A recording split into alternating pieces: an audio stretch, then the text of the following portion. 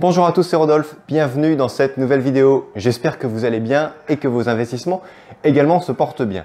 Aujourd'hui, on va parler d'un problème que je rencontre actuellement parce que, comme vous le savez depuis un certain temps maintenant, j'ai cet appartement dans lequel je me trouve, que j'ai mis en location courte durée. Il faut savoir que c'est un studio qui fait environ 30 mètres carrés, qui était loué avant 350 € hors charge par mois en location nue.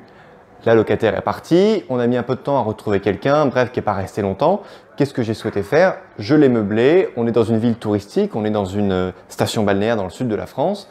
Et du coup, j'ai pu voir en regardant sur Booking, sur Airbnb, etc., qu'il y avait pas mal d'annonces et que pas mal de gens recherchaient ce type de bien. Aujourd'hui, j'ai réussi à l'aménager en mettant un lit de place, un canapé convertible de place, donc on peut tenir à 4 personnes. Je ne vous cache pas qu'à 4 personnes, on est un petit peu serré, mais je le loue 65 € la nuit et le jour où j'ai mis l'annonce en ligne sur Booking, je ne vous raconte pas de sottises, j'ai eu plus de 2000 € de commandes en un seul jour jusqu'à mi-août. Après mi-août, j'en ai plus parce que j'ai souhaité un petit peu calmer le jeu. Parce que est-ce que je vais le laisser toute l'année comme ça et tout? Je ne sais pas trop. Je suis encore en période de réflexion et je vous dirai tout sur cette chaîne pour savoir comment est-ce que je vais faire, comment je vais analyser mon marché pour savoir si est-ce que dans l'immeuble dans lequel je suis, j'ai d'autres biens comme ça que je peux modifier et louer de la même façon.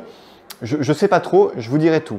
Quoi qu'il arrive, aujourd'hui, je suis confronté à un problème, c'est que je n'ai pas encore trouvé de personnes fiables pour s'occuper du bien, c'est-à-dire faire les entrées, sorties des locataires, changer les draps, faire le ménage, etc. Donc, c'est un petit peu moi qui me fait ça tout seul, alors que ça faisait un petit moment que j'étais habitué à être un petit peu rentier immobilier, c'est-à-dire d'avoir un business qui fonctionne en automatique, c'est-à-dire qui ne réclame pas une attention permanente de ma part.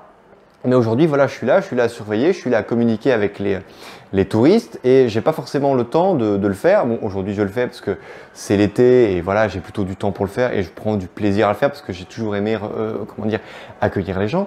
En revanche, il va falloir que je trouve une solution pérenne pour le faire. Alors, actuellement, dans l'immeuble que j'ai, parce qu'ici on est dans l'immeuble, au rez-de-chaussée, il y a un commerce et le commerçant a son épouse qui pourrait peut-être faire tout ça, la remise des clés, le ménage, etc. Elle le fait déjà pour d'autres personnes.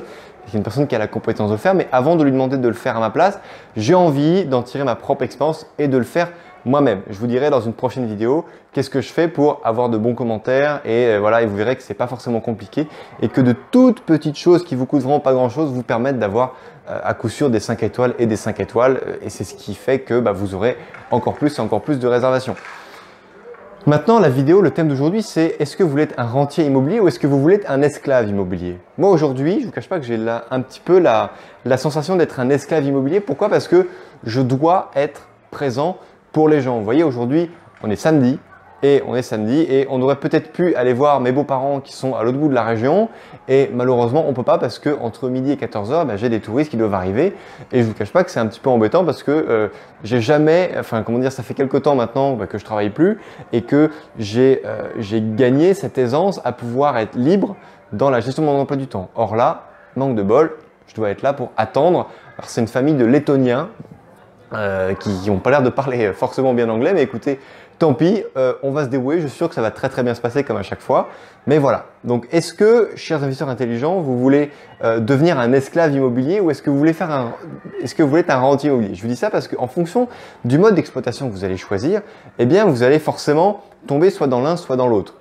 Évidemment, quand je parle de rentier immobilier, il ne faut pas s'attendre à ce que vos affaires roulent et que vous ne vous en occupiez absolument pas. Moi-même, aujourd'hui, j'ai 3 immeubles et si donc ça fait une quinzaine d'appartements et c'est vrai que je m'en occupe assez peu parce que j'ai des agences immobilières qui s'occupent des petits travaux, qui s'occupent de tout, mais ça réclame quand même que j'y passe un certain temps. Alors honnêtement, si j'y passe 2 heures par semaine, c'est vraiment que je m'en suis beaucoup occupé cette semaine-là. En l'occurrence, je vais plutôt être à 3 à 4 heures par mois si je compare à tout le temps cumulé que j'y passe. C'est-à-dire qu'une fois par mois, je vérifie que tous les loyers sont bien virés sur le compte en banque. Je vérifie que tous les locataires sont bien à jour. Donc ça, j'ai juste à appeler les agents immobiliers. Quand c'est eux qui me signalent un problème, c'est eux qui m'appellent. Donc concrètement, ça passe pas trop de temps. Et en même temps, de l'autre côté, lorsque vous avez des gros travaux à gérer, vous pouvez très bien mandater un architecte qui va vous prendre un petit peu plus de sous, un petit peu plus de temps. Enfin non, justement, mais qui va vous libérer ce temps. Donc, parce que si vous suivez mes conseils, je vous dis de ne pas forcément investir près de chez vous, même si pour le premier investissement, c'est quand même bien parce que La plupart du temps, près de chez vous, c'est des biens que vous connaissez, ce sont des villes que vous connaissez, ce sont des marchés que vous maîtrisez.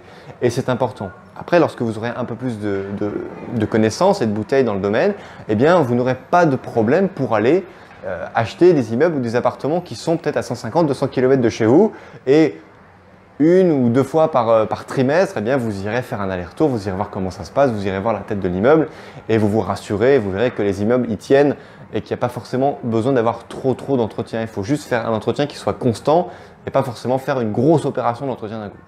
Bref, ça vous le verrez au fur et à mesure. Il n'y a pas forcément beaucoup de formations, beaucoup de leçons qui puissent vous l'apprendre. Il n'y a que votre expérience qui vous permettra de le faire. Mais il ne faut vraiment pas que ça vous refroidisse. C'est quelque chose d'accessible vraiment pour tout le monde. Il n'y a pas besoin d'avoir des connaissances extraordinaires pour le faire. Il faut juste de la volonté et de l'envie. C'est les deux seuls paramètres qui sont vraiment importants. Ce que je vais vous dire aujourd'hui, c'est que même si vous êtes un rentier immobilier, certes, vous allez avoir des revenus qui vont tomber en automatique, qui vont rembourser votre crédit, qui vous permettront d'avoir de l'excédent, que vous placerez. Bref, ce sont beaucoup de choses que vous pourrez gérer de chez vous sans réclamer beaucoup de déplacements. En revanche, si vous avez la totalité de vos biens qui sont exploités en location courte durée, certes, vous aurez des revenus d'argent qui seront peut-être plus importantes, si on réfléchit en lot par lot. En revanche, je vous garantis que ça va vous réclamer beaucoup plus de travail, beaucoup plus de stress, même si vous le faites gérer. Faites attention parce que beaucoup de gens vous diront que ils font rien, ils y prêtent rien. Enfin voilà, c'est quelque chose qui est extrêmement facile. Oui, c'est facile. Aujourd'hui, on peut tout gérer avec des applications sur smartphone, on peut tout gérer un petit peu à distance. Il n'empêche que c'est un stress et que vous serez obligé, en tout cas au début, de meubler. Voilà, c'est pas quelqu'un qui va s'occuper de meubler, qui va monter les meubles pour vous. Non, c'est vous. Vous allez vous faire des allers-retours chez Alinea, chez Ikea, etc. Vous allez faire. C'est quand même quelque chose qui va vous réclamer du travail. Et si vous choisissez de quitter votre travail de 35 à 40 heures par semaine pour faire ça, vous verrez que là, vous pouvez taper la nuit et que finalement, vous allez passer de salarié à peut-être esclave immobilier. Donc attention, n'imaginez pas que l'immobilier c'est facile, n'imaginez pas que vous allez laisser vos biens comme ça un petit peu seuls et qu'ils vont s'entretenir tout seuls. Non, vous allez voir qu'avec des locataires, vous allez avoir des problèmes, vous allez devoir gérer certaines choses, mais que si vous avez les bonnes connaissances, les bonnes compétences et surtout que vous avez en vous-même le bon protocole, c'est-à-dire une vision à long terme et que avant même d'investir, avant même de signer chez le notaire, vous savez que vous allez avoir différentes choses à régler, eh bien là, vous avez le bon mindset, vous savez que vous allez pouvoir le faire. Moi-même, aujourd'hui, je vous dis, j'ai 15 appartements. Alors certes, les appartements que j'ai en location nue, ils me prennent extrêmement peu de temps à gérer. Il y a même, vous voyez, le mois dernier, j'ai même pas eu de nouvelles. J'ai juste eu à regarder si les loyers étaient bien virés sur les différents comptes en banque. On est plus à 7 000 € de loyers qui sont versés chaque mois. Donc ça commence vraiment à être des sommes intéressantes et ça prend pas plus de temps. En revanche, aujourd'hui, dans l'immeuble dans lequel on est aujourd'hui, à l'étage, j'ai une colocation, j'ai 3 personnes. Bon, les colocataires, ils restent entre 10 et 11 mois. Ça prend un peu plus de temps parce que c'est du meublé. S'ils vous appellent, moi par exemple, il n'y a pas très longtemps, ils m'ont appelé parce qu'il y avait le frigo qui marchait pas. Qu'est-ce que j'ai fait? Du coup, je suis allé sur Darty, j'ai acheté un frigo sur Darty, j'ai demandé à ce qu'il soit livré, ils le remplacent. Dans les 48 heures, ils avaient un frigo qui était neuf. Ça a dû me coûter un peu plus de 300 €. Bon, voilà, ça s'est très bien passé. Il y a un des locataires qui est resté là sur place pour gérer la livraison, etc. Vraiment, ils sont géniaux pour ça parce qu'ils m'aident beaucoup dans la gestion. Et il faut savoir qu'une agence immobilière, elle ne va pas forcément vous aider. Donc, soyez bien conscient de ça. Vos immeubles, vos appartements, même si vous comptez en avoir énormément un jour, et je vous le souhaite, ça vous réclamera un petit peu de temps. Voilà, donc surtout, j'espère que je ne vais pas créer de désillusion pour vous, mais ayez bien conscience que être rentier immobilier, ça induit quand même de travailler. Il faut savoir que le fait d'être rentier, c'est simplement que vous n'échangez plus votre temps contre de l'argent.